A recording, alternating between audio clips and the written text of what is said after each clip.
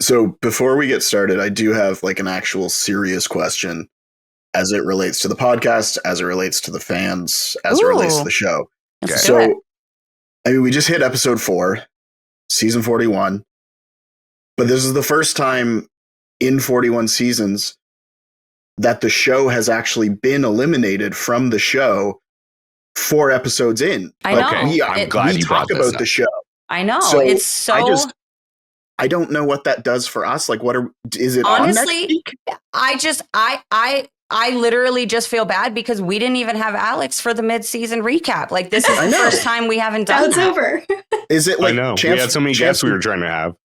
Yeah, is it like an abridged season? And so what is everybody who's still in the house? What do they I guess they go home. Even shorter than that one short season. This is worse than fucking UK challenge. Yeah, I knew it wasn't Australia. With that being said, I agree. And the amount of hubris it takes to say I am the challenge multiple times, shaking your fist like you're fucking Bill Clinton, literally blows my mind. With that being said, I do not want to take away from how pivotal Bananas is in the challenge. Now, he may not be the challenge, but he definitely makes up some of the letters in that fucking word. Is Bananas one of the best to ever play the game? Yes, but it's like Olivia said it in her confessional on the opening of this episode. She was like, that was so embarrassing. And it's like, yes, I got 100%. second, third, and fourth hand embarrassment on behalf of you. Oh, and then you just double down on it, you know?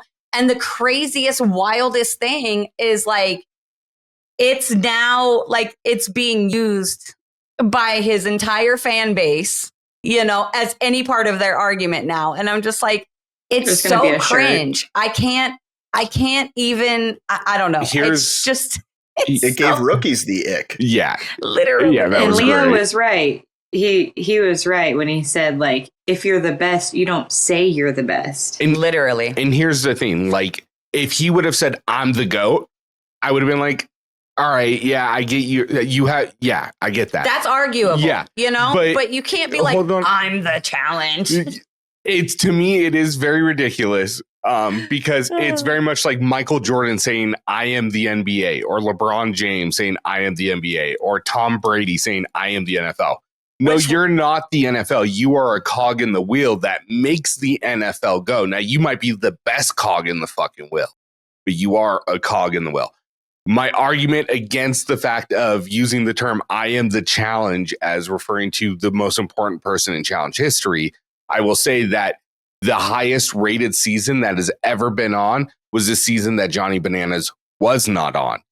The fact that Johnny Bananas refers to the dark days of the challenge, according to his podcast, is like Rivals or Bloodlines, Rivals 3, that kind of area. Any of those seasons he named, it's because CT wasn't on those seasons. If there was going to be an argument for a male I am the challenge, it would be CT. Like, here's my thing. But with that being said, let me just, I'm going to finish real quick and then go ahead.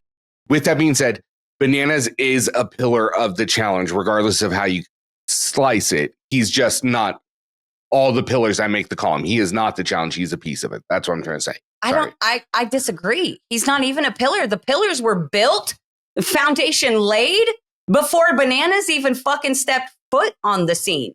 Like, this is Rome. Now, here's my episode thing. On his first season. Is Bananas, I don't want to say essential because then he's one of the most important. Is he one of the most important men on the? Yes, absolutely. But there's so many people that if they were to say I am the challenge, which these people would never ever ever say something as stupid as that if they said it, I would be like, that's corny, but okay. Like Mark Long. Like Mark Long could literally be like, I am the challenge. And we'd all be like, that's corny, but all right. I mean, you're the fucking godfather. You've literally been here since day one. Like more than anybody, you know? But I'm like, how do you sit there and you say that phrase sitting next to CT, who's been there longer than you, Derek K, who's been there longer than you, Anissa, who's been there longer than you. Like there, even Aviv has been there longer than you.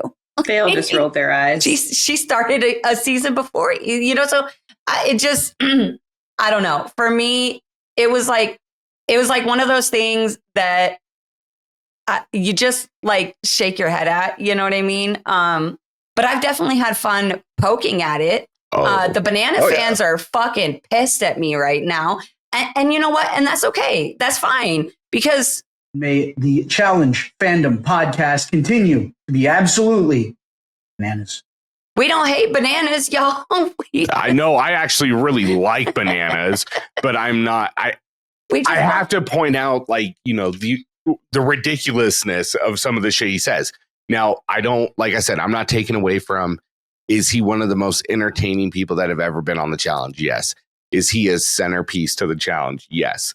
He's just not the challenge. But that's my thing is, like, when you say I am the challenge, that insinuates that it cannot function without you. Buddy, it has functioned plenty without you.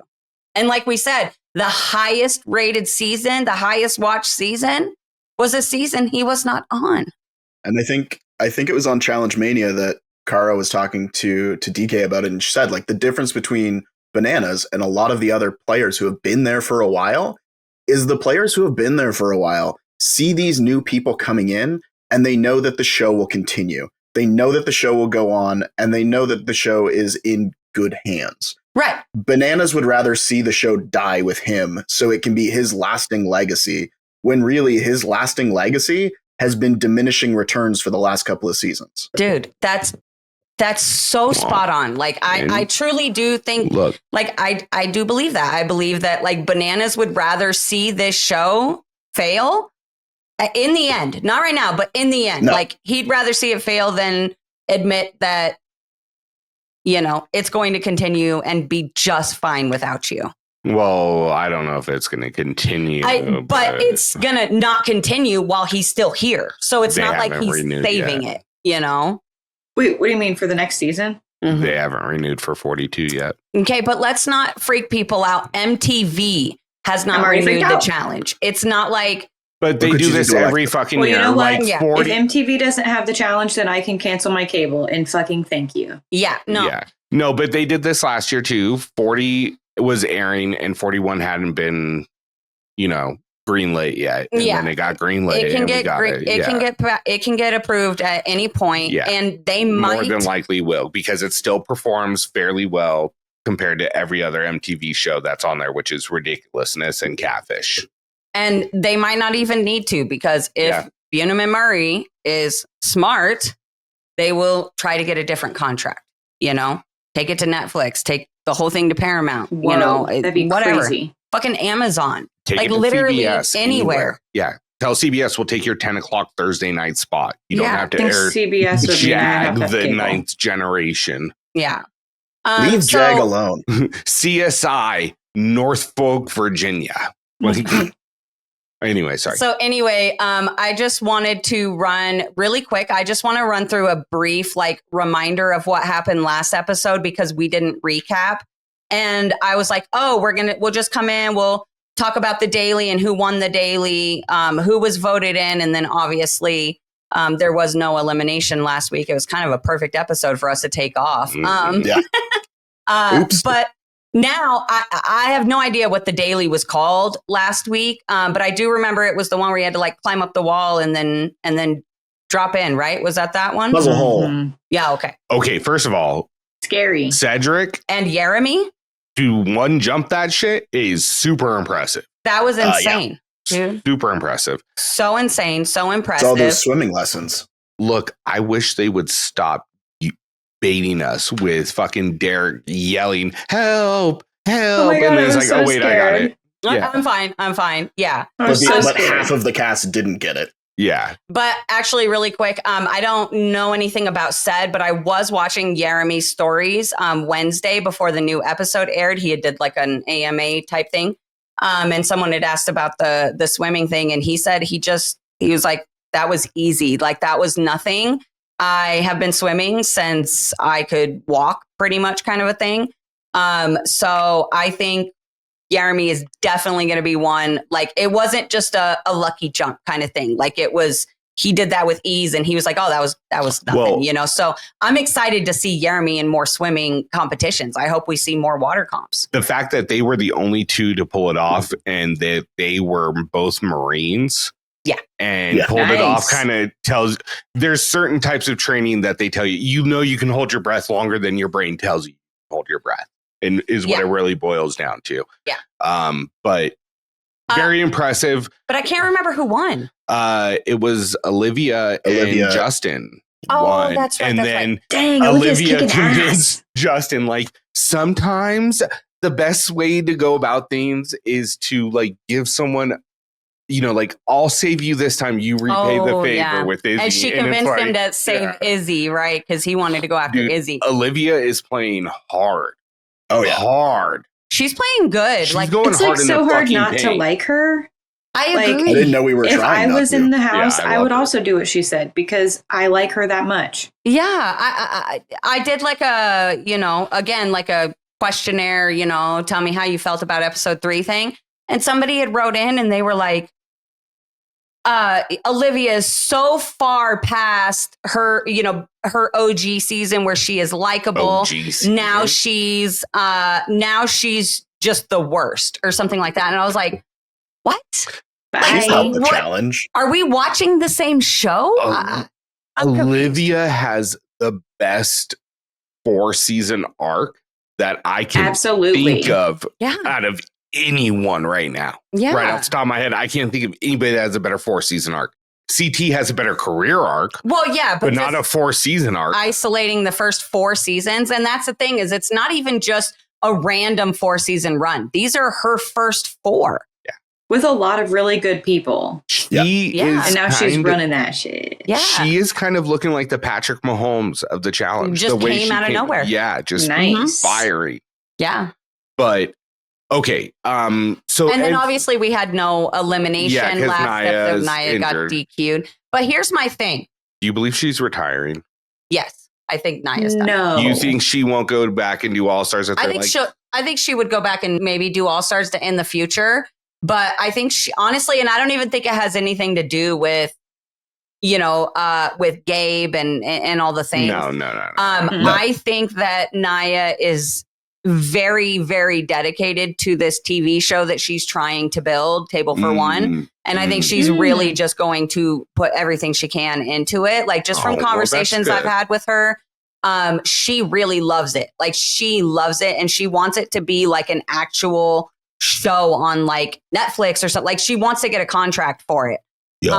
So, you know, and I'm like, dude, I would watch the fuck out of that, especially in the style of like the one she did where she had met up with like Cinco and like 2 other guys and they did like 3 different restaurants that day. I would watch the fuck out of that like it was a series, you know? Me too. Look, if anyone knows anyone in any type of production company, have them reach out to Nia about this, because this would be a phenomenal show. She would be like, could you imagine she'd be like Anthony Bourdain going to just random places in Vietnam getting street food with somebody? Street food and just meeting people, God. talking to strangers. Like, she's such a vibe. Yeah. She's such a vibe. Yeah, honestly, like the show probably puts a damper on her normal life because her life is so fucking awesome. It is. Well, and it's hard for her to match the show with her job too, you know, because she's a private, she's a private air flight attendant. And so like it could literally be, you know, let's pick up and we're leaving tomorrow for a 2-week trip to Italy, like whatever, you know what I mean? So I think that she came back.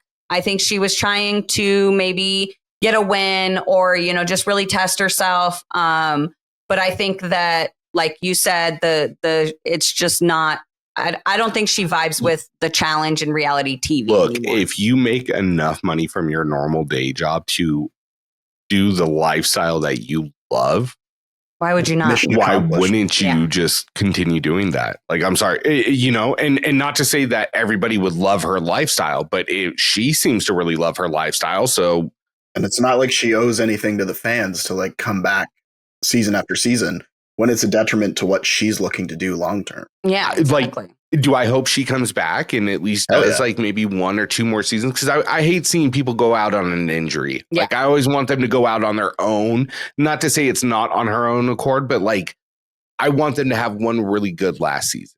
That's why I still want to see Nam once. Yeah. Gosh. He's yet to complete a season without getting something injured. else happening. Yeah. I would have rather had him in there as a vet than some of the vets we got. Anyways. Okay, let's get into this new episode. Let's get into episode 4. Episode 4, Wish I'd Been Practicing. I don't really get this title, but... They've moved to Survivor style titles. They're naming the episodes after a quote in the show. Somebody said it that? at the Sudoku. I don't know who exactly, but somebody said it at the Sudoku thing. Just like last week's episode was called I Am the Challenge. Wasn't it Ashley who said I wish I'd been practicing? Because then she said that it might have been Ashley. Yeah. They could have rather to use "Don't tell me your ideas." I would have liked that a lot more. Yeah. Well, that's the name of this episode of the pod. Yeah, exactly. It's better than what they were doing. Get rich or die trying. Get rich or die trying. Moving on. I'm gonna get my Venegansi. Anyway, sorry. I'm just. What are you looking for? I don't know. I'm just looking. I don't even remember what's all in here. Anyway, doesn't matter. Wait, can we add some new ones from the conversation of Bananas with Turbo? Because that was fucking hilarious. I want to redo the soundboard. I want to add like a bunch of new sounds, like keep some of our really good ones, but there's ones in here that we've literally never, ever, ever used and we won't. Oh, well. So, what are you doing? I'm over you, TJ. I'm over you, TJ.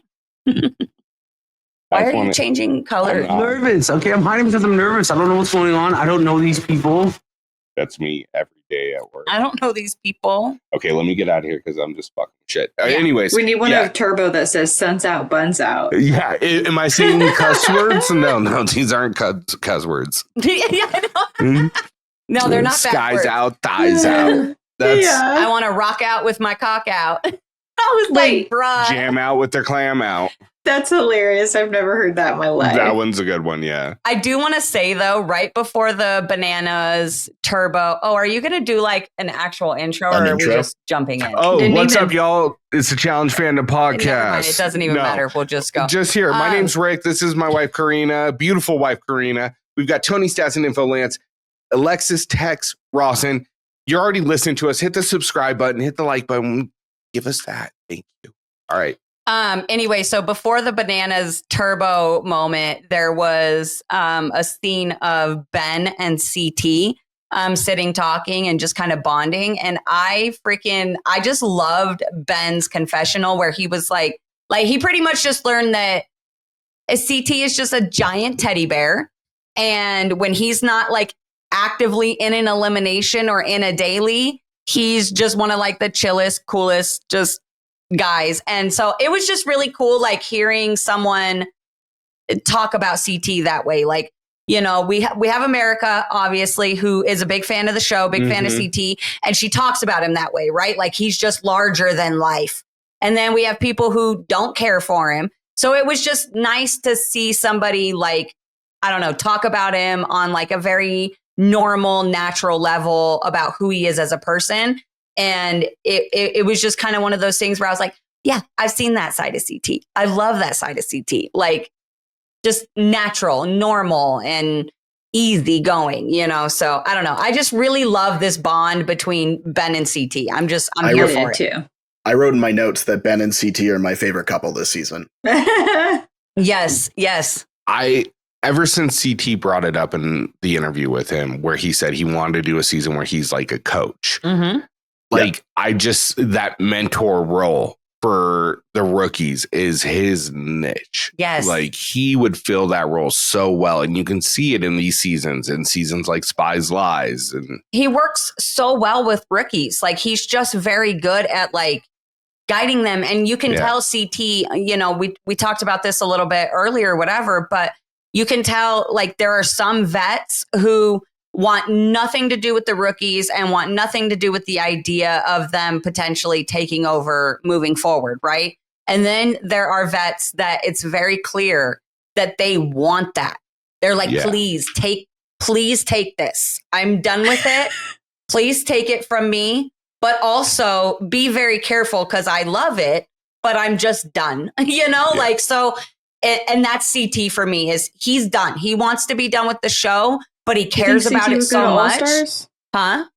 Do you think CT would go to All-Stars? I don't, maybe. He cares about the show so much and everything that, I mean, he spent his life on it, So anyway, that's the vibe I get from CT's interactions with the rookies is like, he's like, here, but please be careful. Let me show you how to hold the baby. And if please don't drop him, I will smash your head and eat it. Yeah, hold exactly. its head. Yeah. That's what CT reminds me. And I just love it. And so seeing that with Ben was just really cool. Give me the goof.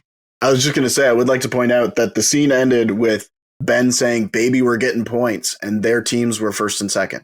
That's fair. And all right, so since you brought it up, what did you guys think of this date?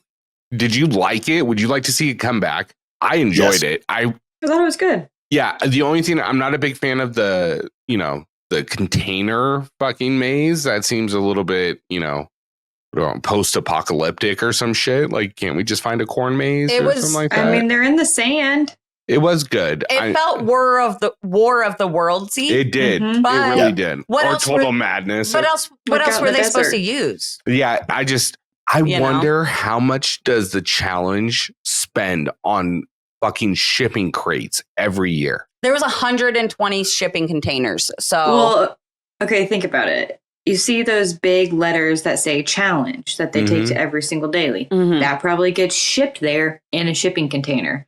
So then they have shipping containers with all this shit they have to ship there. Like, I don't know, maybe even food, maybe even like uniforms, stuff like that. So then they probably look and they're like, we have all these shipping containers. How do we use this for That's something actually useful? a good point. That is, but I don't think they have 120. Probably not. I mean, you never know. Like all the camera and recording equipment, all the audio equipment, lighting stuff, all the crew's actual equipment and bags and luggage.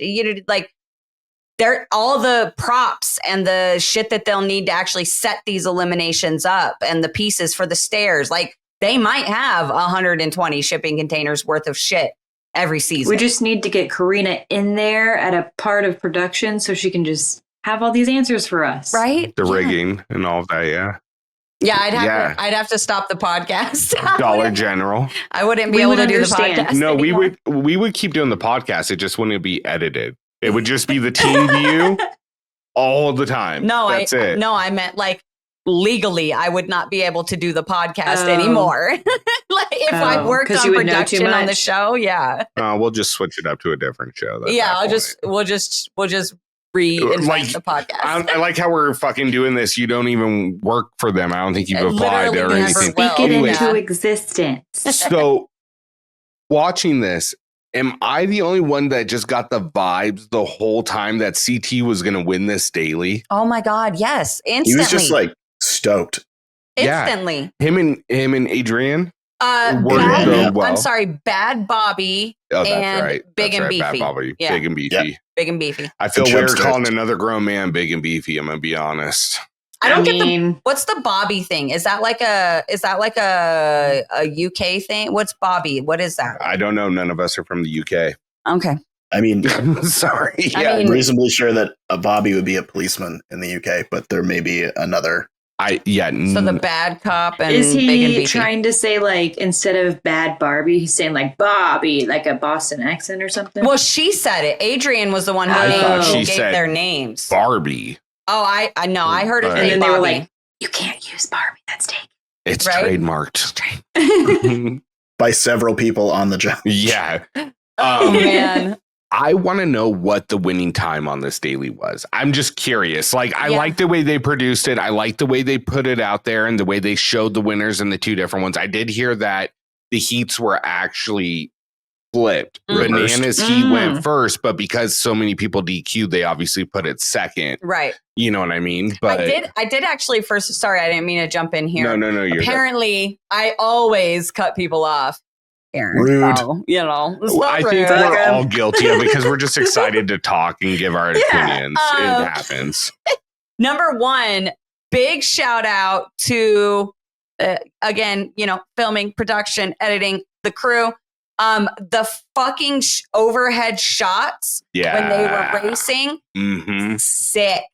I loved those shots, especially when it was like CT and Adrian and Olivia and Jeremy, you know, and just like, because I was like, oh my God, who's going to fucking make it? Who's going to make it? And watch. And it was like, I was panicking. I was like, go CT, like screaming at my fucking TV. I was like, go CT, fucking run. Yeah. We were literally yelling at the television the whole time. Yeah. And then I noticed that Jeremy and Olivia went the wrong way. And I was like, oh my God, he's got to make it. And then they show the fucking scene where you could see them right behind CT. I was like, run. Oh my God.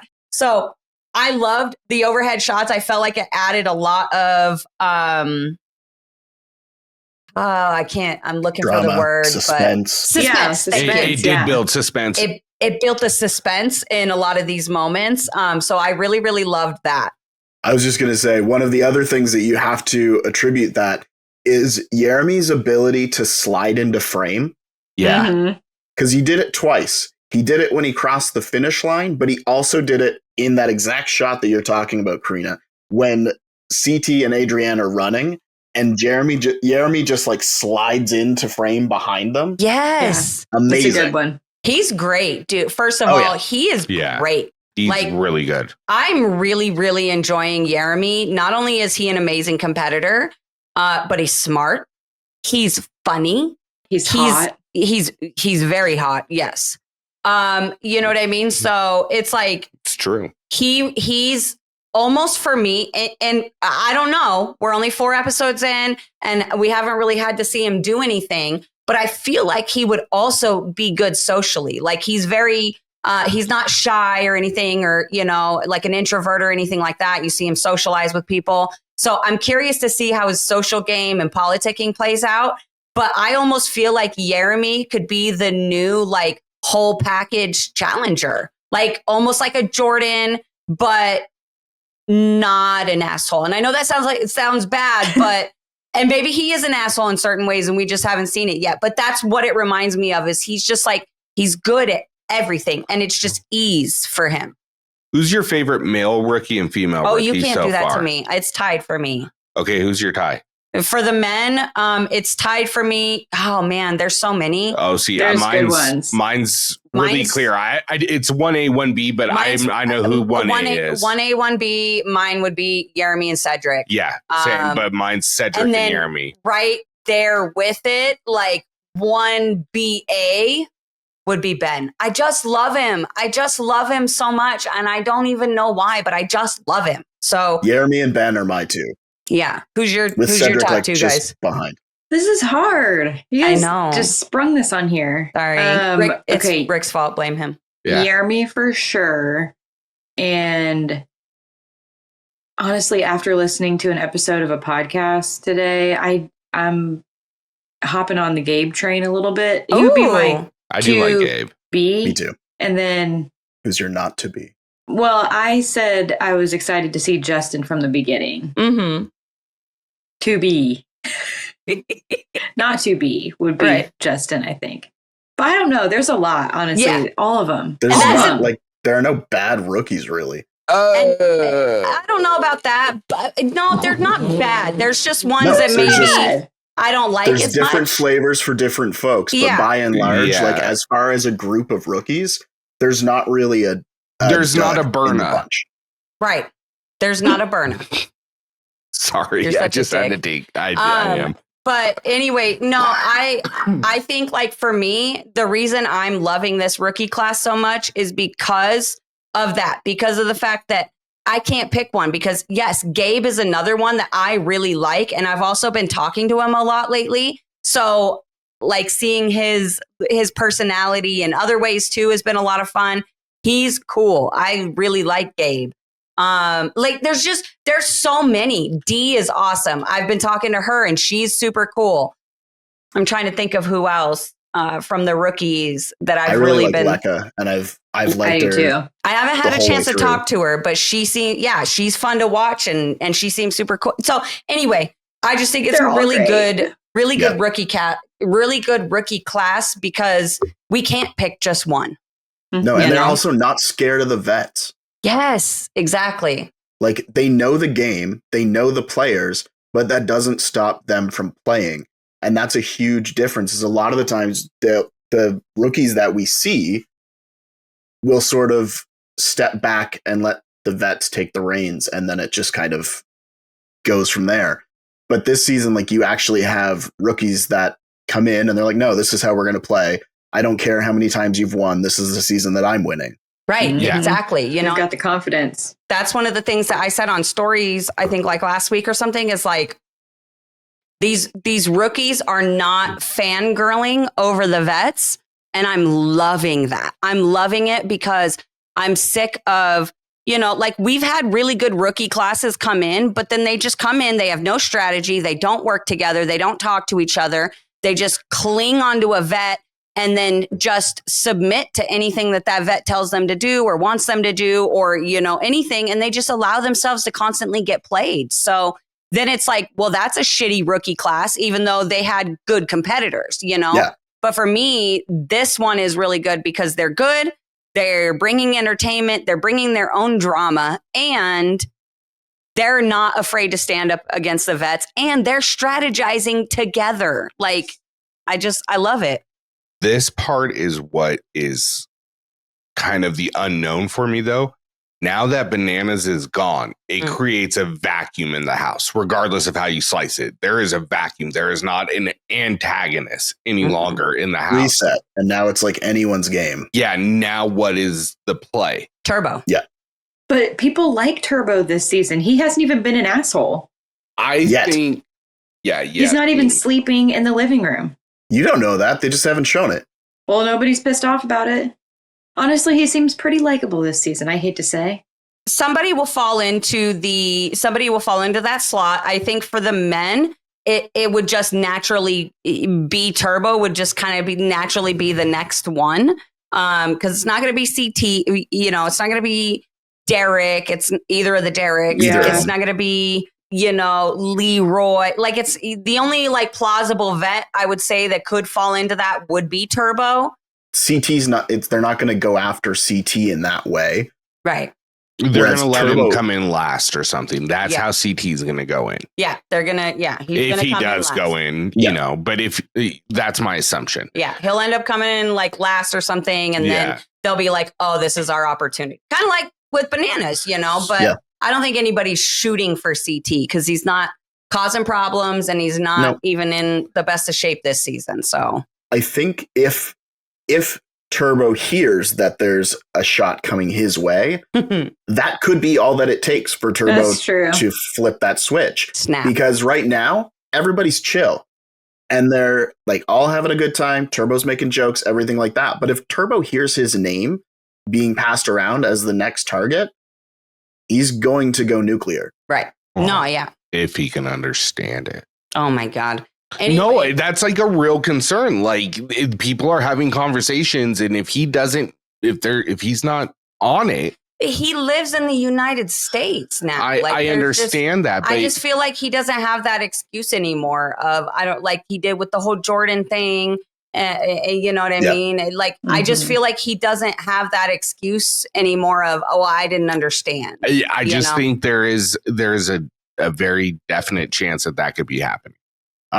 With that being said, though, I think that might be what leads us to see maybe the CT Turbo fight. Yeah. That could really happen is my kind of thoughts on that.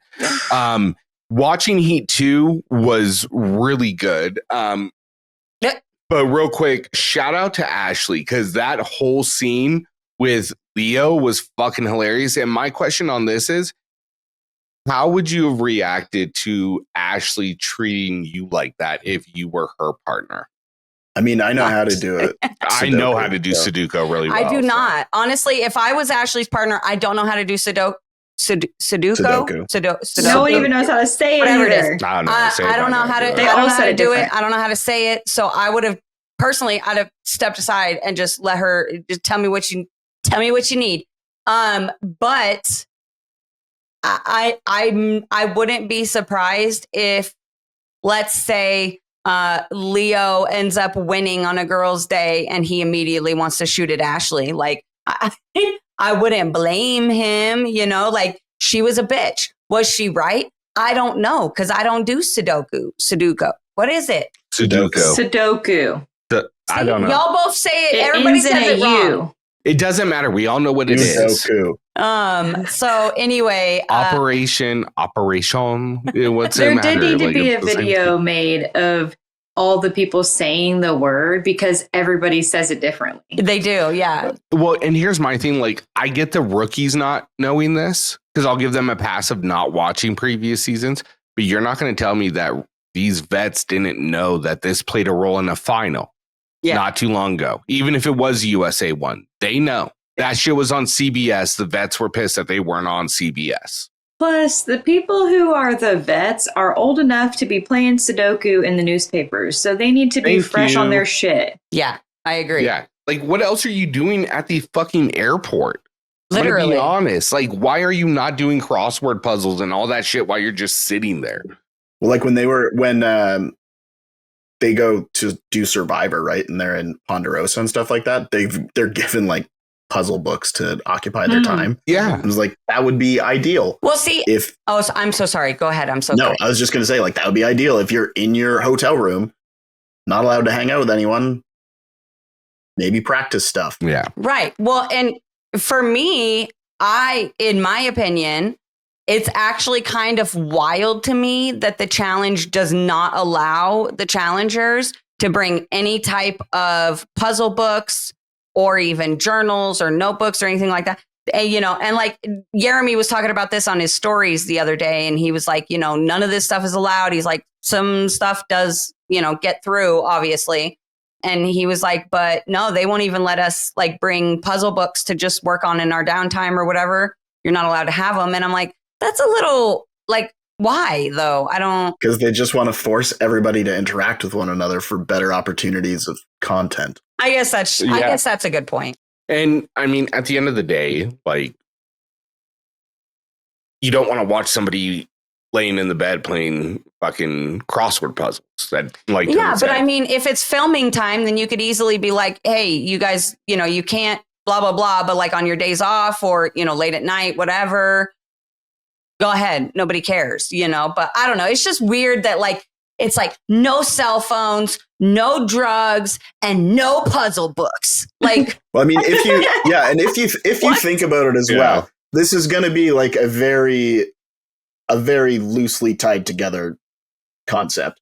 But they've got a pool, right? They have a pool in almost every challenge house, which means they can practice swimming. So why can't the people who rely more on their smarts than their strength practice puzzles? Yeah. Right. Exactly. And they have a gym. You're on to something. They have a gym where you get to... I didn't really think that I had a point until I started talking. I was like, no, actually, that makes sense. No, you do have a point, tied that dude. together nicely. Every single part of the challenge can be practiced inside the house, except puzzles. Well, you mean... What could you eat? What if they get a fridge? Oh, I mean, I guess you could make some wild shit. Yeah. And just pull random shit out of the fridge and make some wild shit. But I guess, so puzzles and eating. They should be. You can't really practice for eating regardless. You're either going to throw up or you're not.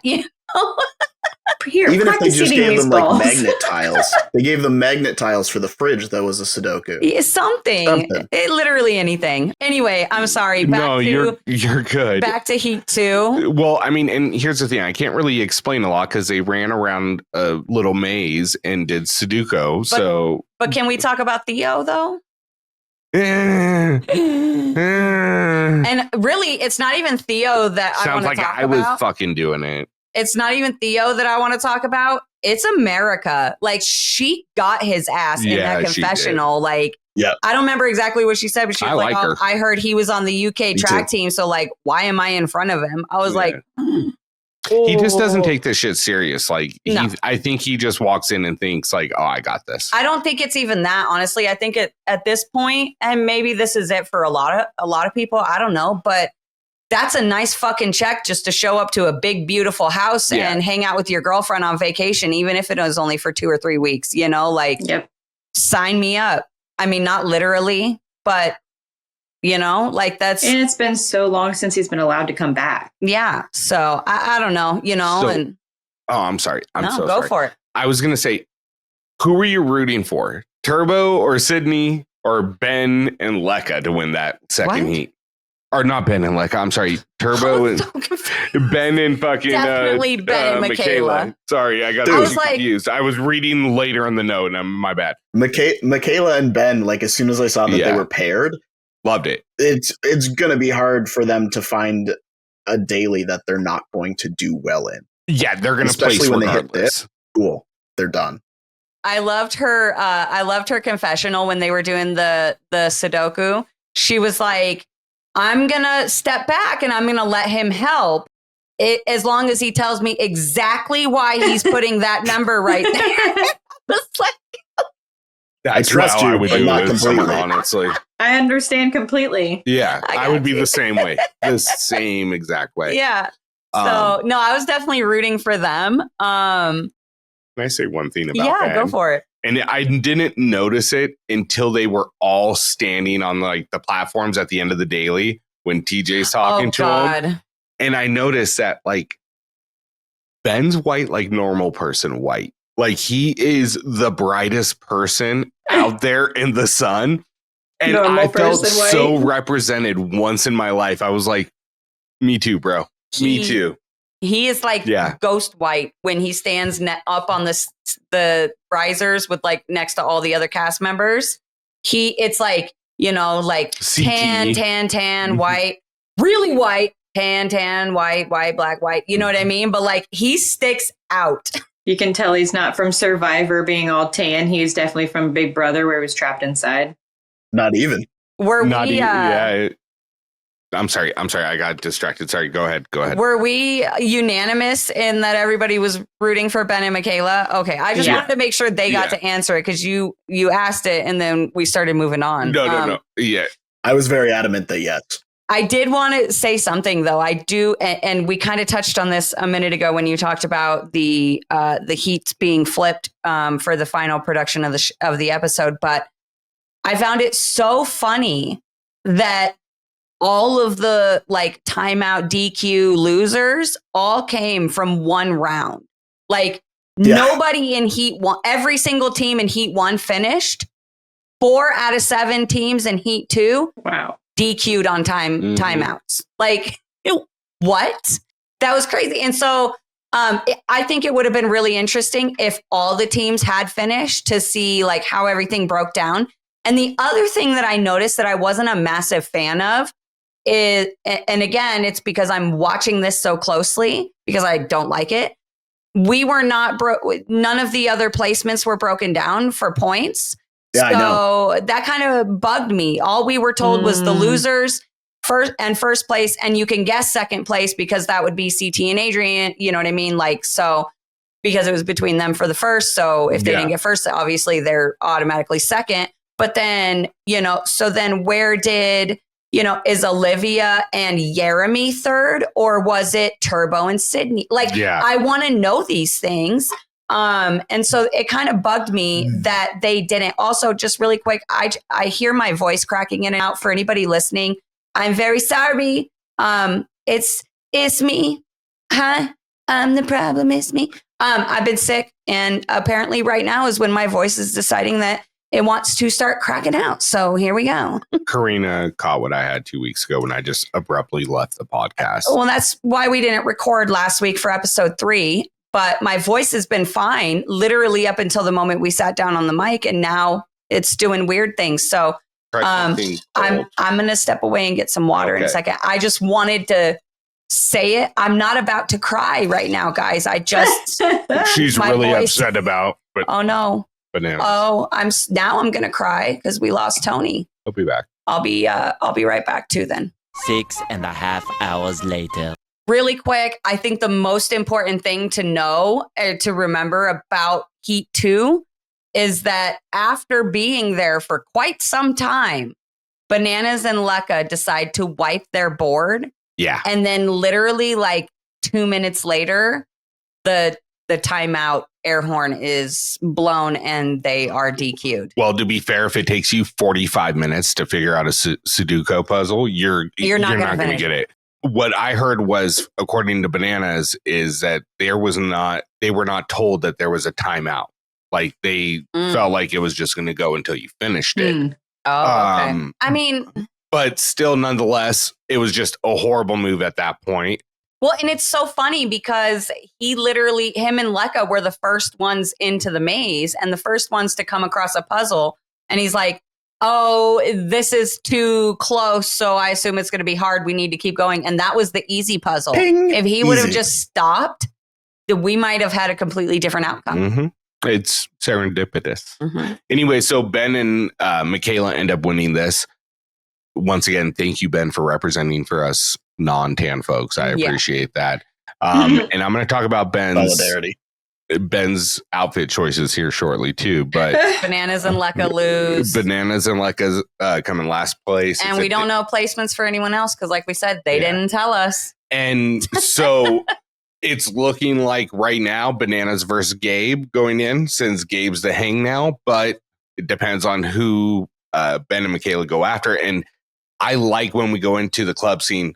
Sidebar, I love how every week you just name it Rick's club scene. Oh, that's just the new title because that's yours. That's my shit. I love the club scene. It's the first club scene that I've actually like truly enjoyed. Yeah, I was going to say. Well, they were actually drinking beer and shit. Well, too. and there was actually, I feel like there was actually things that happened at the club that helped build to the story of what was going to happen with the rest of the episode.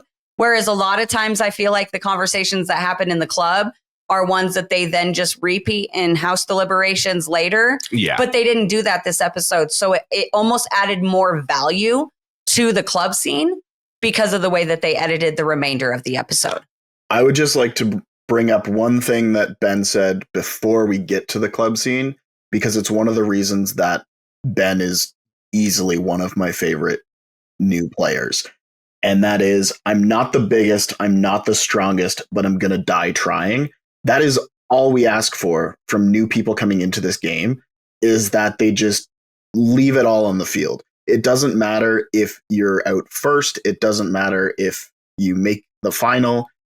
If you're somebody who gives it your all, no matter how they edit it, that is still shown. You still see that. Yeah. And it's clear that Ben absolutely is living what he's saying in that confessional. Yeah. First of all, I wish we had a slow clap button, because the fact that you just use multiple sports references in that made my heart so happy. You're welcome. But yes, and you're absolutely right, is take it serious, understand the situation that you're in, and, try hard. You don't have to be the best.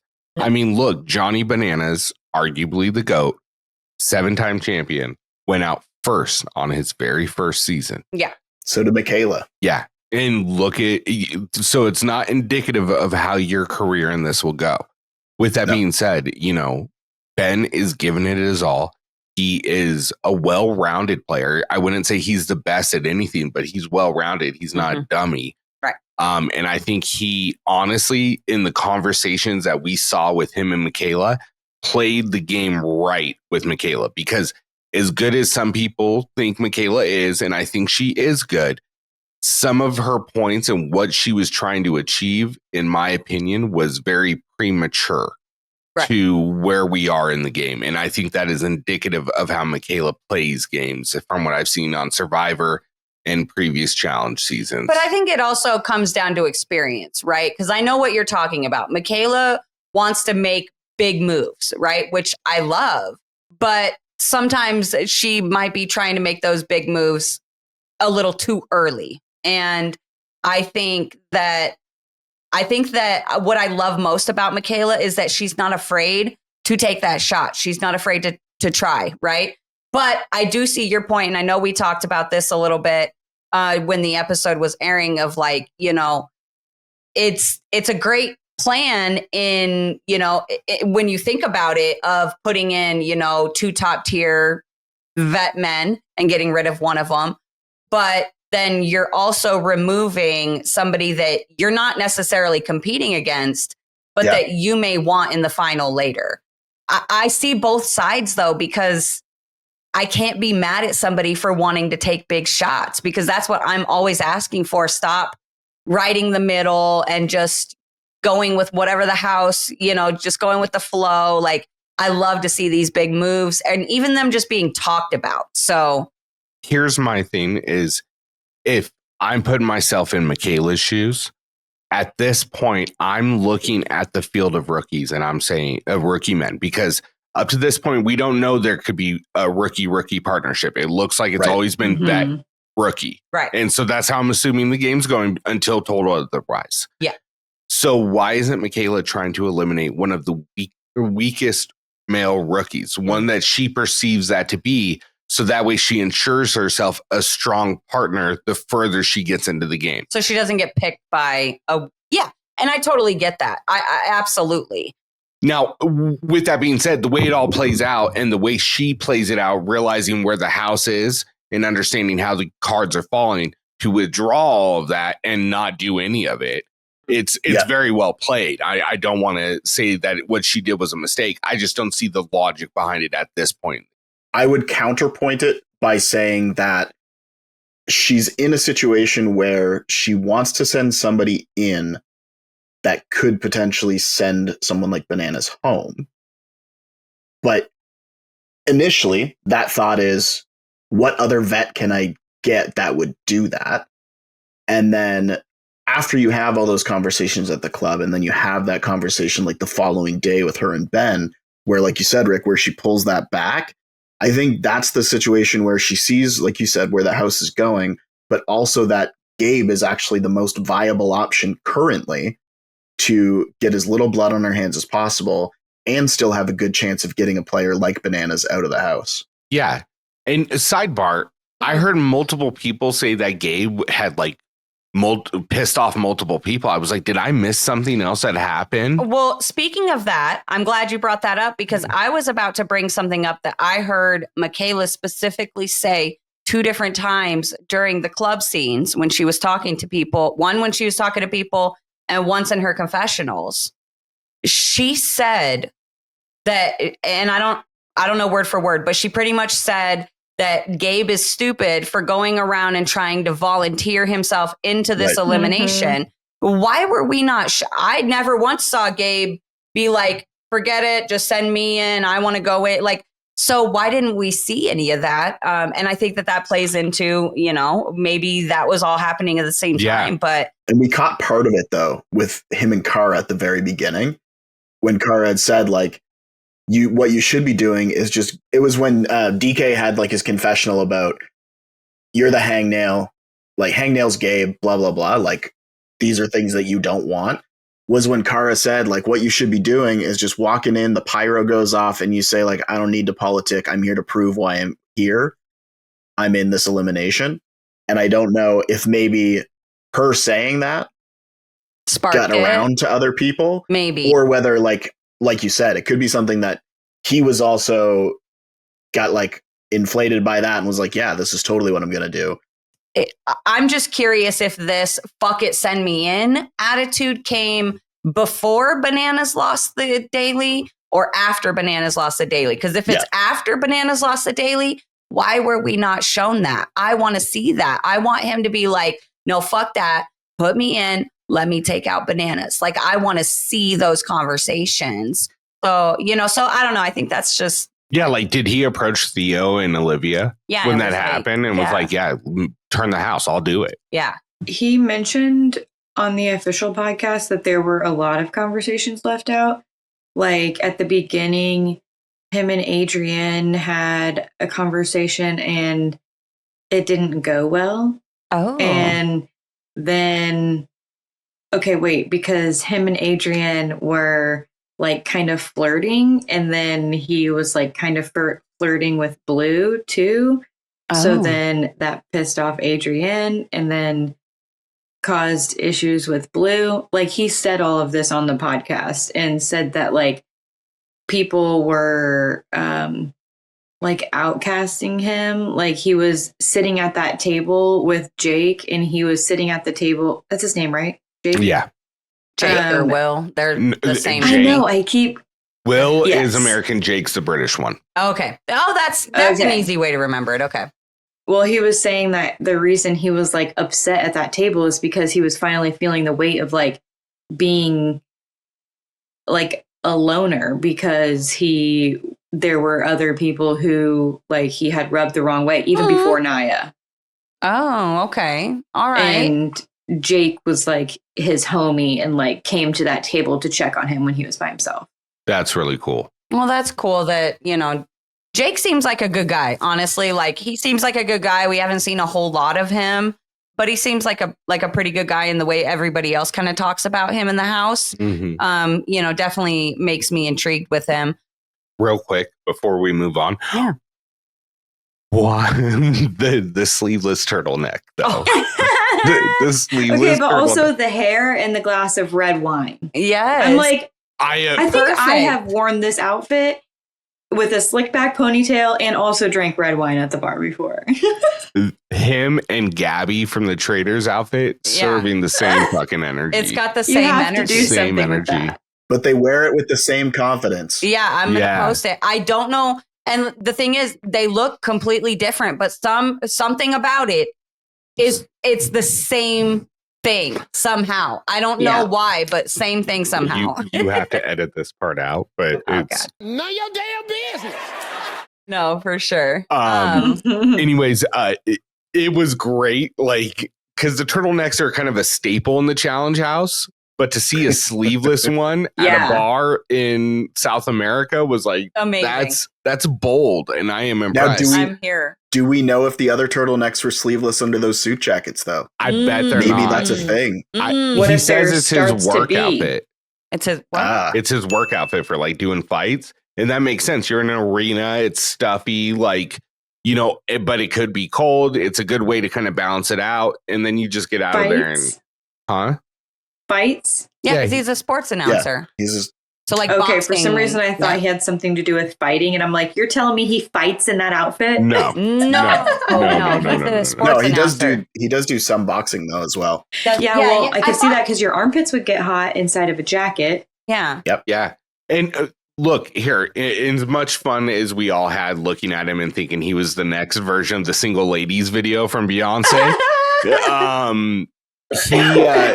he played that incredibly well with Michaela, because if he fucked up in that situation with Michaela, she'll turn it on him. And not to say that in a bad way, but that's just Michaela, and that's what makes her great to watch if you're a fan of her. She plays like 12 steps ahead. Like, that's why Jay blindsided her on Survivor, was because he was like, oh shit, like she will beat me easily. Well, and I will say one of the things that I really, really appreciate about Michaela's game is she's very strategic. She's very smart, but she can also she can see when she's wrong, and she isn't so stubborn that she's unwilling to back down. So the moment she started realizing that no matter who she put against Gabe, the house was going to vote Gabe regardless, she backed down.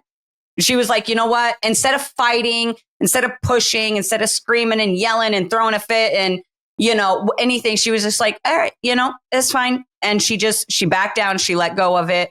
And I know that, like she said, that it felt like a waste of power. But I feel like that was Look what happened. I think that definitely things would have changed dramatically if she had caused drama and really tried to stand her ground on this any harder than she already had. Yeah. I feel like it would have it would have just snowballed. So I think that this was the best way for her to also handle the situation. Two parts. One, I agree. I think if she ends up making it far into this game, one way or the other, I think this is going to be a turning point where we look at it and say, things could have turned south real quick here, because if she forces it, it doesn't look good. Right. Secondly, going back to Ben played this perfectly with her by saying that, I don't want to give her up all my cards and let her know where I'm working. Mm-hmm. And I think that even though Ben is not great at the physical aspect from what we've seen, he's not top tier. We wouldn't put him up there with a Will or a Gabe or anything like that, or mistaken for that, obviously. Mm-hmm. His social and strategic gameplay is really good. Right. He understands. It's like that same comment we used for Michelle her first couple seasons. She reads the game well. Mm-hmm. He reads it well. He reads situations well. And I really like that. He's very perceptive of everything that's going on. No, I definitely agree. After that, we go into House Delibs. And there's nothing that happens in the House Deliberations. Michaela and Ben have the one conversation where she's like, I don't care. I don't have any input. And Ben's like, just do whatever is going to cause the least amount of waves. We go into nominations and they end up sending in Derek C. and I can't remember who his partner was. Izzy. There we go. Thank you. They send in Derek C. and Izzy saying that they already know that there is literally just no way anybody would vote for Derek C. So they pick him, and we obviously get an absolute unanimous vote for Gabe. So we did get a lovely line from Ben though when he was announcing who they were voting for, of one rookie who not only shot himself in the foot but emptied the entire magazine into his leg over the last week. Yeah. So see, there was stuff we didn't see. There was. I mean, Bananas didn't just leave it at saying it 4 times in nominations. He said that shit multiple times throughout the week. Oh yeah. Really quick. Sorry. You're talking about the I am the challenge thing? Yeah. I just want to point out, because somebody pointed it out to me, is that the last time Bananas said I am the challenge was on War of the Worlds, and he went home. You mean maybe he needs a new battle? Hold up, so this isn't the first time he said this shit? No, I might make a video. Honestly, that's surprising because I feel like this is such a big quote for him that he'd be putting it on t-shirts and on merch and stuff. Mm-hmm. And he's not doing that? I don't know if he can legally. I mean, why? I mean, I guess he could, but he wouldn't be able to use the actual challenge text logo. We could make it in quotations, I am the challenge, and then with asterisks underneath, then proceeds to be eliminated. Oh gosh.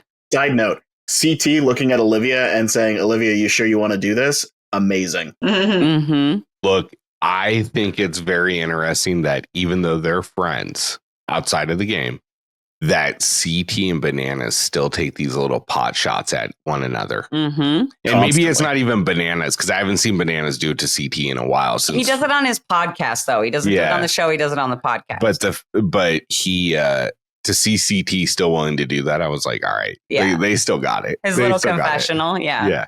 And look, it's true. Like, I don't care who you are. You are never going to beat CT, Wes, Jordan, Bananas in a final. And the fact that all those guys have more than 3 final wins, I am never not targeting them right away. The first 4 people out are those people. Immediately.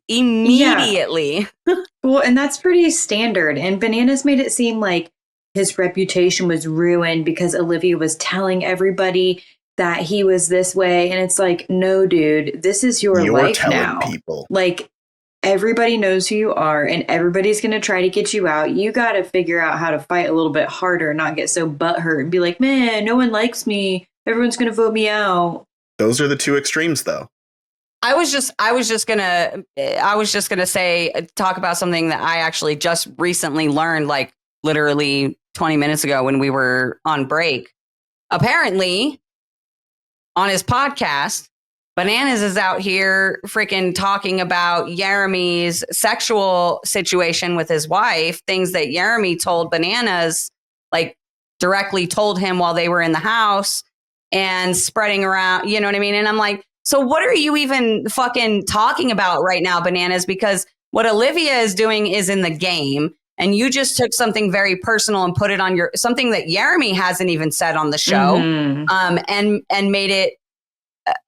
I don't know. I feel like he's been doing that a lot, though. Like I even said recently that he was on my shit list because he was saying things about Theo and Olivia's relationship that crossed the line. Yeah, and I remember you saying that. They kind of addressed that on their episode with him. He's been saying some stuff that is like not his place to say repeatedly. my thing is like when we get to talking about people's sexuality and their sexual situations with their partners and stuff, did we not learn our lesson with Kaylee and Natalie? Did we not learn like there? And that's just one example. I literally had three more flash through my mind, and now they're all gone. But like we've been through this numerous times on the challenge where somebody outs somebody, Josh and Ashley. You know what I mean? Like it's not that Bananas outed Jeremy. I'm just using that as an example. Yeah. But I'm just saying, like, taking it upon yourself to talk about somebody's sex life and their circumstance and situation with their wife or their partner or their whatever, and using it as content on your podcast. It's just weird. And it's to what just end? icky. Like, what does it accomplish? Like, all it does is it causes the people who are already sort of on the fence about you to make a very strong decision about you. Yeah. And look, it's just what it didn't. I listened to it. It didn't add anything to the interview. Right. It didn't add anything to the episode. Well, and the thing is I feel like when Bananas does this stuff, I'm sorry, I just have this one last thought to add in, and you can take back over. But I feel like when Bananas does this stuff, it's always to people that he feels threatened by. It's never to people that, you know, he's not fazed by. It's always people that somehow threaten him or his game or his position on the show, you know. So I don't know.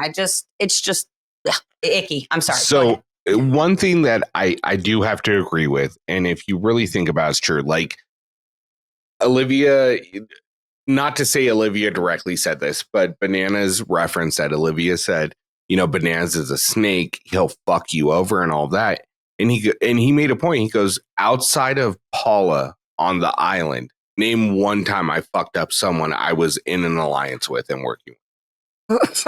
Fucked over. I mean, outside of Sarah, but they were on a rival season and she had just fucked him over the previous season.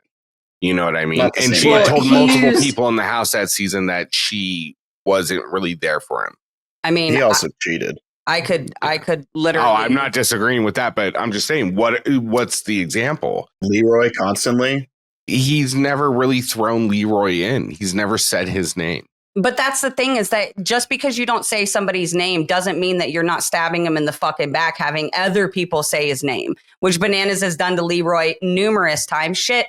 Bananas and Zach, I heard them talking about the whole situation and how Bananas treated Zach because of him throwing the ball to fucking Wes on what was that, Total Madness or whatever, you know? So it's like, that story was, you caught part of that out of context, I think. But I didn't need to hear the conversation because I saw what happened in the show. That's what I'm saying is like, anytime Bananas feels any kind of slight inconvenience, his alliance members don't even have to flip on him. But if he just feels any type of discomfort with them, he's gone. So like, I don't agree with that. And I personally feel like that's not even me just like being a hater. I just think that, and I'll go back through and I'll find examples. I'm just saying, I can't think of like specific one things off the top of my head, but I don't agree with Leo even said it this episode, though. Leo said it before the club, like as the daily was wrapping up, I think. Said something along the lines of like, Bananas isn't really being anyone's friend because he will cut ties with you as soon as it no longer benefits him. I mean, he's even said that. Like Bananas has said that in confessionals in the past. So it's just, I don't know. I think that people forget. You know, like I forget, but I know that that's not accurate. It's not accurate for anyone, anyone on the show. I'm just trying to think of an example and I can't. Every single person has flipped on people that they work with. And like I said, whether or not it's directly flipping on them, voting for them and saying their name, or whether it's working with the other side behind their back, or it's allowing them to fucking, you know what, just go ahead and say his name. It's fine. I don't care. You know what I mean? Like, not giving people a heads up. Like, there's a scale. I mean, the only one I can really think of would be Adam on Rivals, but I don't even know if I could make an argument for that one. Yeah, anyways, we're getting way off track. Anyways, let's I don't agree. I would actually have to go through and look at the actual breakdown of the eliminations and all the seasons that he went, but I wouldn't have to even watch the episodes to be able to see, oh, this is where Bananas flipped on one of his alliance members. Again, I also just feel like this goes back to the sports thing. Like, if you're the best, you don't say you're the best. Like, usually people who say, like, tell Alexis me when I did agrees. that. Tell me when I fucked somebody over. It's usually because they fucked somebody over. Right. Yeah. And here's my thing. It's like, Camera. never mind. I don't want to make this argument anymore because it's just going to turn into something else. We go into the elimination and it's called Hold 'em Back. Hold him back. And I'm going to be honest, once it got explained how they were going to do this, I really fucking liked it. It's cool. Yeah. I understood how one-sided and it was already over, but Who cares? the right matchup in this elimination would be phenomenal to watch. Like, it would be a great elimination to watch if we got like a Corey Wharton versus Kylan kind of thing. You know what I mean? It would be a really good one. With that being said, when they walked in, I was like, oh, 7 times going home. Yeah, Right away. The second TJ explained the game, I was like, oh, Bananas is done. It's over. Like you have no fucking chance in this. There's not a single chance that you could have. There's none to be had here, my friend. So, and again, I'm not a massive fan of these types of situations where there's literally just no hope for one of the people. You enjoyed this. But at the same time, yeah, like Bananas has had his shot and he's had plenty of eliminations where he was the favored one and the other person literally had no fucking shot. So I didn't feel too bad about it. And I will admit, I did enjoy watching him get fucking ragdolled around that sand pit. Just a little bit, I don't want him to get hurt. No injuries. I hope his old man knees are okay. I feel you because I got bad knees too, man. Mm-hmm. But it was just like one of those things where it was like the challenge getting ragdolled around in the arena was amazing. He said that at one point he just laid down and made Gabe drag him, thinking it was going to wear Gabe down, and it didn't. I was like, oh, fuck. There was a point where he had his hands behind his head like this while he was getting dragged back towards the wall. Yeah. Like, Gabe is a fucking mountain of a man. Let's just be honest about this. I don't think there's anyone in that house that really stands a chance against him in this situation. No. And like the fact that Gabe did it all in 2 minutes, 1 second, the amount of time that he spent on the last one, at least from the edit, how quick did he get the other two? Well, yeah. I don't know if it's just me that noticed it, but Gabe's round, very similar to Leroy versus Jay, was so fast that not only did we see the entire thing in real time, but they had to run back a couple scenes and slow them down to make his round like 4 to 5 minutes long. But we saw the entire thing in real time. We did not see Bananas' entire run in real time, obviously. And so to me, that's just absolute domination. Like, and it was, for me, it was so awesome because anytime I see somebody like Gabe show up to the challenge, it's like, okay, are you going to be really good or are you going to be Gabo? Right? Are you Gabo or are you Ed? Yeah. Are you ready to go or are these popcorn muscles? Gabe's ready to fucking go. So here's what impressed me immensely was the fact that Gabe's time was 2 minutes and 2.5 minutes. 2.5 minutes. But 2 minutes, he 1 did second. that. Oh, 2 minutes, 1 second? Yep. So 2 minutes. And that would be super impressive if he was up first. The fact that he spent 11 minutes holding Johnny back. Yeah. And then did a 2-minute run and finished is super impressive. And didn't use the log for support either. Right. No. And that's the thing is, like, Bananas was fucked from go. There was no winning this for him. No. There was no Bananas or Jordan versus Josh, like, go the rope for a second and then grab back onto it. There was no strategy that would have worked. No, but I will say that I did enjoy watching Banana's strategy where he would go up, kind of wiggle the rope to get Gabe's attention and then book it to a different rope. Very smart strategy. He's just not fast enough. And I think that was proven when we saw Gabe do his second medallion, where he kind of tricked Bananas with the one, ran to the very end, clipped on, and just fucking shot out like a bullet, got that thing in the goal, in the basket, in like literally 2 seconds. Like, it was impressive. And I think we even got a few confessionals about just how impressive Gabe's speed was in that moment. And Jeremy. Jeremy talked about his speed too. So, you know, that was it, like, that's what I love to see. Like, Gabe's actually strong. It's not popcorn muscles. He's actually strong. 100%. He's also fast and agile, you know, and he's clearly got endurance because, like you said, you know, he went through getting, you know, running around, holding Bananas and yanking Bananas back, and then still just absolutely dominated when he got up there in the actual pit. So my question is, who takes Gabe out in a physical elimination now that, you know, like CT on this season? On this season? Yeah. CT's the only one that I think could have competed. And not CT right now, but CT. Well, maybe CT right now. Yes. CT then, gas is out. But CT right now, he's big enough and heavy enough. He would have given Gabe a run for his money. I just don't know what his endurance looks like. I feel like the closest would have to be like Jeremy as far as size. I think Will. Oh, Will is a good option too. I forget about Will. Will's a big guy. Who is Will? Will's Jake. The one that was upset that Bananas was sleeping with D.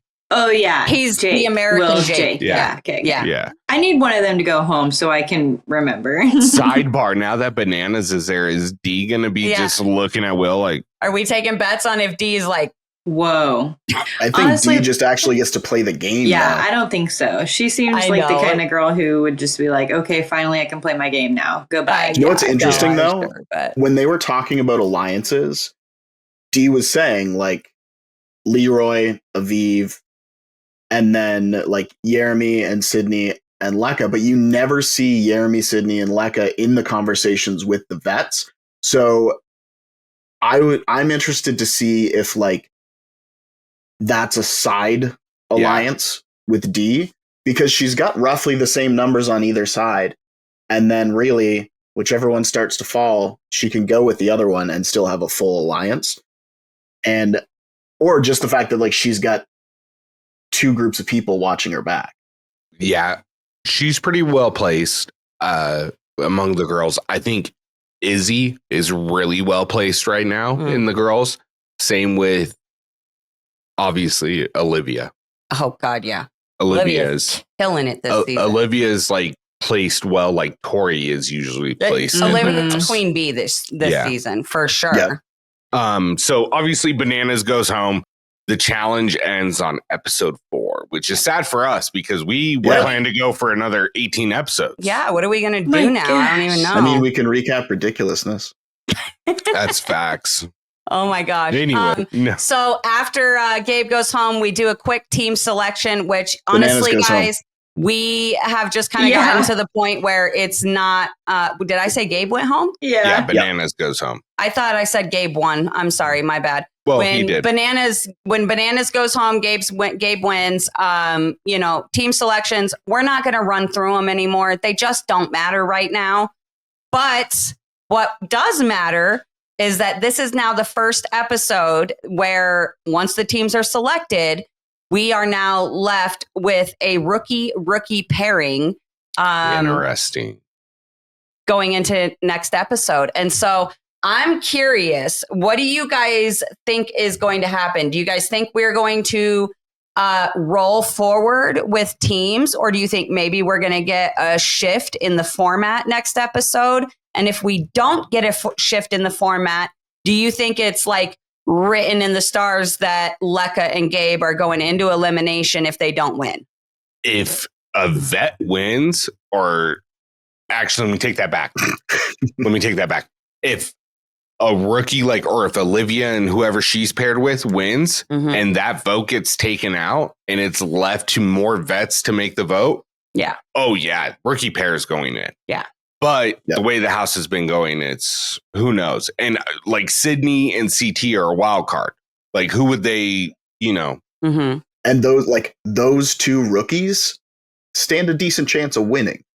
Okay. Depending on what the challenge is. Now, also the next time on, somebody seems to get medically DQ'd.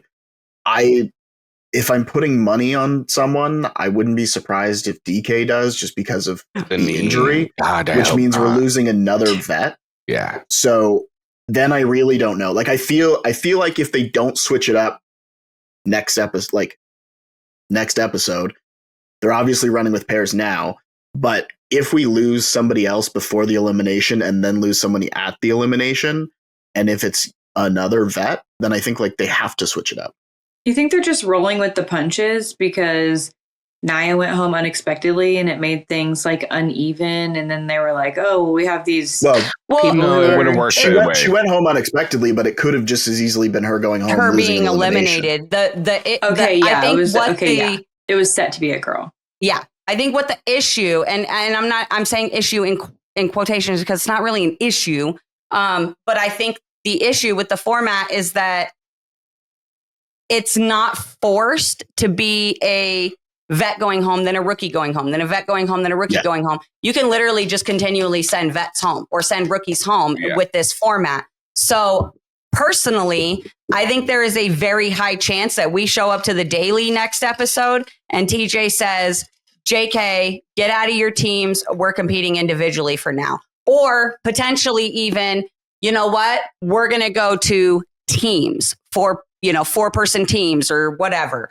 But I do think that there is a high probability that we get a format twist, a format shakeup in this next episode. Because like Tony said, if we continue down this path, then we're just not going to the whole vet rookie partnership is at an end moving forward, so they had to have a contingency plan anyway, because like even just the format of the show, like you said, you're going to reach a point where you're going to have pairs that are the same. It's just inevitable. Unless they start sending teams home. They could start sending teams home, but it still doesn't fix the situation now that they're already in the situation of having more rookies and vets. Because then they would have to control the teams to, you know what I mean? Like, so.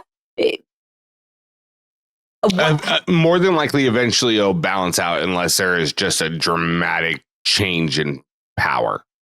Yeah, I mean, yeah, maybe, but I don't know. I just personally, I think we might get a format change up next episode, and I would totally be cool with that. Like, especially if like everybody goes individual, I would love to see a little bit of individual competition, and then maybe later we go back to teams, or we go to. We go back to partnerships, or I don't know, whatever. But I would love to see at least a portion of this season be individual competition, because I want to see the Yeremies and the Cedrics just go all out, and not have to worry about like a partner and not that they've had bad partners holding them back, but I'm just saying, like, I want to see all of these people compete individually and see what they have on their own. And I think that would just be a really cool addition to the season. Two things. One, I 50% agree. I don't want to see them go into teams. Partners and individuals, okay? It just gets too spies lies for me at that point. I don't want teams, but I'm just saying I could see them potentially doing something like that. But my preference would be individual. I can see them forcing elimination, saying this week is a vet elimination. This week's a you have to vote for a vet. Yeah, they could do that see too. that. Mm-hmm. And then lastly, before I forget, because I forgot to say it earlier, and I'll make it quick. Actually, you know what? I'll save it for MVP. So sorry. I'm just all over the place tonight. Okay. I would just like to say that I would hate if they just start going, it has to be a vet or it has to be a rookie, because that invalidates how everybody else is playing. Because it could be that like you've got a rookie who's perfectly positioned, but then they just get the short end of the stick because they're a rookie and it's a rookie week all of a sudden. But maybe they're taking this and they're making, like, they know that since there's two rookies, they're going to go after that. They know that's going to happen in production, or it's going to even out here shortly, just based on odds. And at that point, they go, okay, now it's teams going home. Well, and here's my thing, though, is if we go to a format where it's like, it has to be, vet versus vet this week, has to be rookie versus rookie this week, or like whatever, it completely, it removes so much of the social play. Like, if that rule was in place, then the entire Michaela part that we loved in the club doesn't happen, right? Because there's no strategy anymore of, do we send in a vet? Do we send in a rookie? Now we're being told who we have to send in. So I personally don't want that. But again, it's something I could see the challenge doing, but it's just not necessarily something that I would personally want. And if someone does get DQ'd, it could be a rookie, and then we're right back. And that's a possibility too. You know what I mean? And there's also that part when TJ, like in the trailer, when TJ said, "You know what I hate more than a quitter is a cheater." Yeah. So someone's going home for cheating, I feel like. Yeah, or they're going to get punished, sent into elimination. They might still win, but I don't know. It's going to be interesting. That's for sure. Agreed. Well, all right. Before we get out of here, let's go into MVPs real quick. Before I forget MVPs, what I was going to say earlier, and I said I'll wait till now, is my real quick line of the night, and because I haven't had one, is when Anissa picked Cedric. And he was like, "Oh, sugar mama," and run over to her. I fucking love that a lot. I thought that was great. I will add my line of the night, which was from the next time on last week as well. But many of the people playing this game either lack brain cells or choose not to use them. Yep. Michaela. I like that one. That was good. That and go ahead. No, you're good. Go ahead. You can that and what? I was gonna say Ashley's. Oh yeah. I just want to run through just a couple of our fan submissions really quick. Big shout out to Caroline. She says, "I'm shocked Bananas isn't saying he had to leave early." She also says, "Gabe fucking walked Bananas like a dog." And then she also said, "Seeing CT's butt without an OF subscription." Heart. But don't. Looked like it was the same amount of tan as fucking Ben's arms. I was going to say CT's butt and Ben's arms, same energy. Same energy. No wonder they're the best couple this season. Exactly. And then also big, massive shout out to Brittany the Red. Absolutely love her. But she says, "Big and beefy, CT flash in the cheeks, and Bananas flopping. What a whirlwind." So, and then I'm just kind of scanning right now. Most of these are all just, kind of same thing. But I just wanted to give those two a special shout out this week because they're just, both of those ladies are just so amazing. And I love you guys and you're so supportive. So thank you guys. Okay, so Brittany was the one who messaged me. Yeah. And was like, "I'm excited for your review of this week's episode." I was like, "Mine specifically?" And she's like, "Yes." That's how you knew some shit was going down this episode. Well, she's amazing. I love you Brittany. guys all messaged and were like, "I know you haven't watched it yet, but you will love this episode." Yeah. I did. It was foretold in the skies. Yes. With that being said, MVPs, because it's going to be interesting because the guy who won the elimination did not compete. So that's a hard call. That is a hard call. That doesn't mean he can't be an MVP, though, of the whole episode. No, he played no role until the end. I will argue with you. I'm sorry. Who's going first? I'll go first. I'm going to say my MVP, Ben and Michaela, co-MVPs for winning that daily and then making the right move for the nomination ceremony.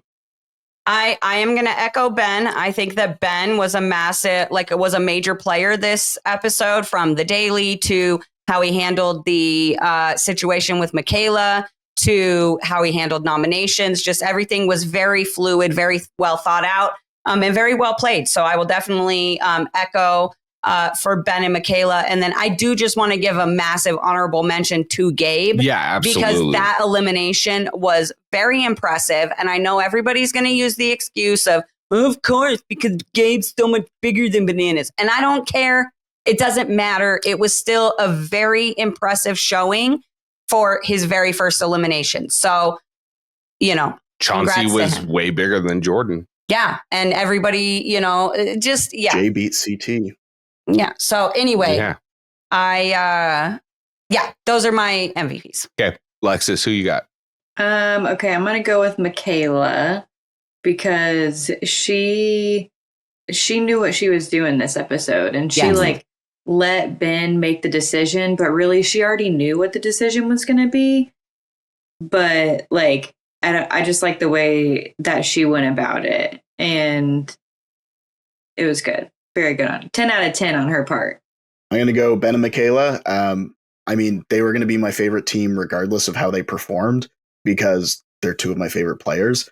But an absolute masterclass beginning to end. How to work together as a team cooperatively in a high-stress situation. How to maneuver the game individually at the club and figuring out what to say when. And even though somebody is your partner, not to give all your cards and put them all down on the table right out of the gate.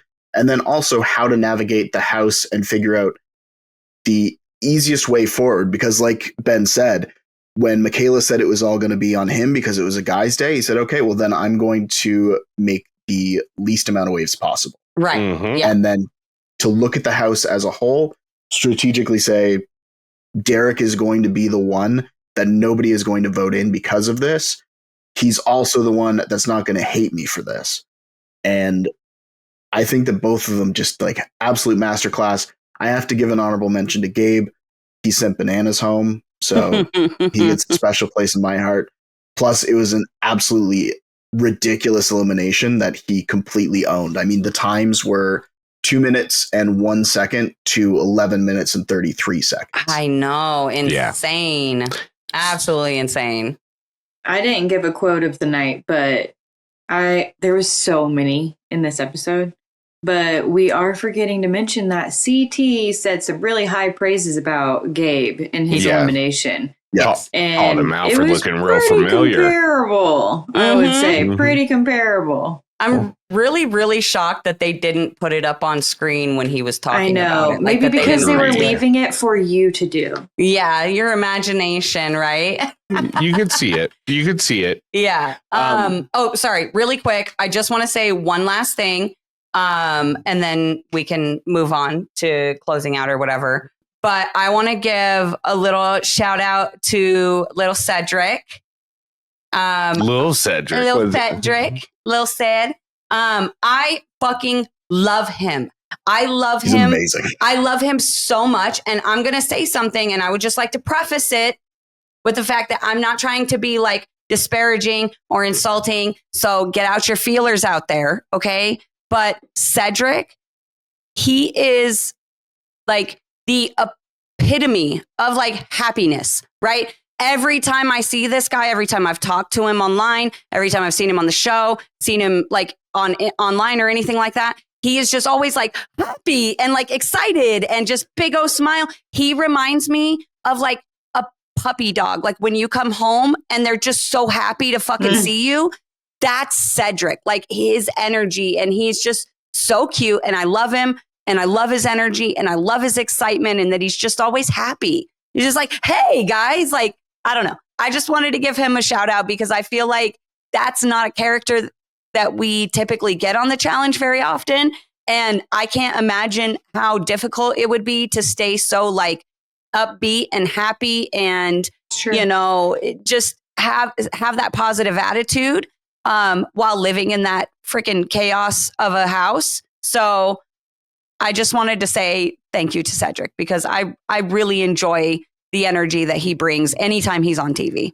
This is your second Ashley reference because she said that Leo was like a golden retriever, except you meant it in a nice way. Yes, I did mean it. That's why I'm saying like so people when like they're like, oh, he's a golden retriever guy. Like lately that's like become like a thing where now that's like insulting. And I'm like, I'm not calling him a dog. I'm just saying like, he's got that energy of like a puppy, you know, where it's just he exudes positivity. Happy. Yes, exactly. Yeah. So like even every time I send him a message, he has that same energy, even just through messaging. Like that's just how he is, who he is. And I love it. So, and I appreciate it. Agreed. Anyway, moving on. Sorry. Well, that's it. Yeah. We'll be back for next week. Episode 5. We got through it again. Look at us. Anyways, for myself, Rick Hayes, my beautiful wife, Karina Hayes, Lexus Tex, Rawson, Whoop, whoop. Tony, Stats, and Infolance. 2 people for the price of 1. We want to thank y'all so much for tuning in. If you've gotten to this point, if you're not subscribed, what are you doing, bro? Hit the button. Yeah, what's happening? Yeah. Anyways, we hope you enjoyed it. And if you don't, fuck off. It's for free. Love y'all. Good night. Later. Bye. Peace out, Girl Scout. I want to make like a baby and head out. Okay, wow. Make like a tree and Make branch. like a banana and get eliminated. Did and you go just home. say make like a my tree God. and branch? Yes. No, babe. It's make like a tree like a and tree. leaf. No. Yeah. Because it's make like a branch and leaf, or make like a tree and Make like a branch and leaf? because leaves don't grow on the tree; they grow on the branches. God, The branches are the tree. but they're different. The trunk What is do the you- different. middle part. Let's just end it at They're- me saying make like a baby and head out. No, I'm Okay. leaving No, I had mine a good in. one. Tony's was good. All right. All right. You do that.